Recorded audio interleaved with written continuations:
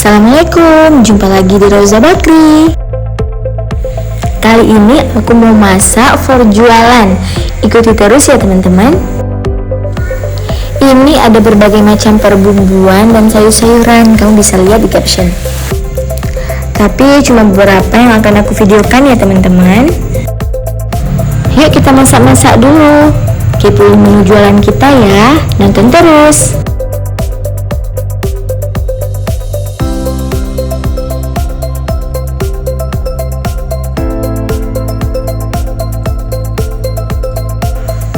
Nah, langkah pertama haluskan bumbu kari sapi, lalu masukkan 1 batang serai dan tambahkan kelapa parut yang dihaluskan. Lalu masukkan daging yang sudah dicuci bersih yang dibaluri dengan bumbu kering. Nah teman-teman, bumbu keringnya itu ada kunyit, kelapa gongseng, garam, penyedap, ketumbar, dan cabai bubuk.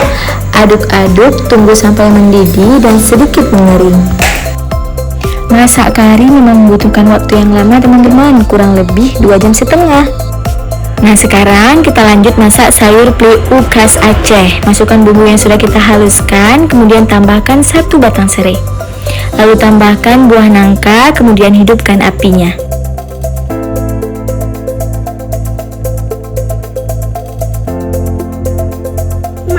Kemudian jangan lupa diaduk-aduk. Setelah sedikit mengering, lalu tambahkan bumbu keringnya.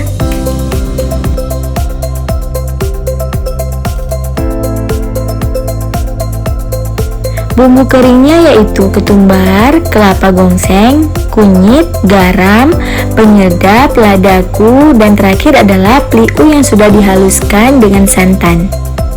Kemudian aduk-aduk sampai bumbunya meresap dan merata ya teman-teman. Setelah meresap dan merata, baru tambahkan sayuran yang sudah dicuci bersih. Aduk-aduk, tunggu sampai meresap.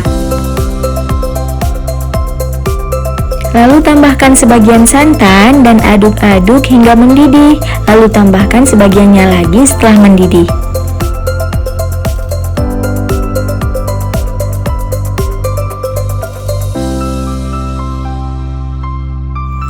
Nah kemudian diaduk-aduk, tunggu hingga mendidih dan koreksi rasa, lalu siap disajikan. Nah ternyata mudah sekali ya teman-teman.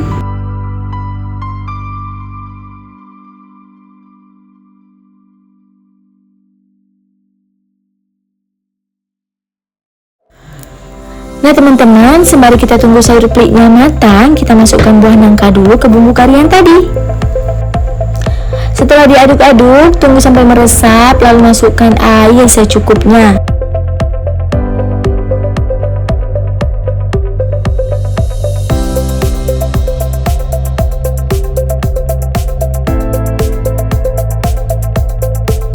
Nah teman-teman, tunggu hingga mendidih, tambahkan daun temurui, koreksi rasa, dan siap disajikan.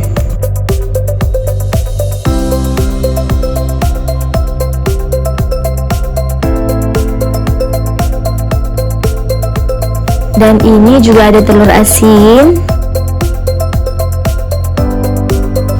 Nah selain ada telur asin, kita juga akan membuat telur dadar. Nah teman-teman, siapkan kelapa parut yang sedikit muda. Kemudian bumbunya dicincang halus saja, lalu masukkan semuanya ke dalam telur.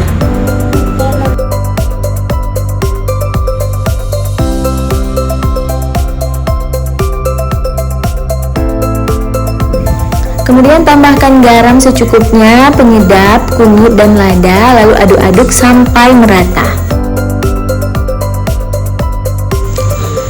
Kemudian teman-teman, panaskan minyak goreng, lalu tambahkan sedikit irisan bawang, kemudian masukkan telur, tunggu hingga telurnya kuning kecoklatan.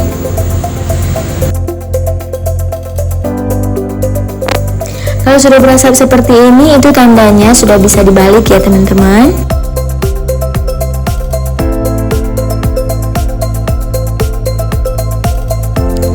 Nah ini hanya bisa dilakukan oleh yang profesional ya teman-teman, hati-hati.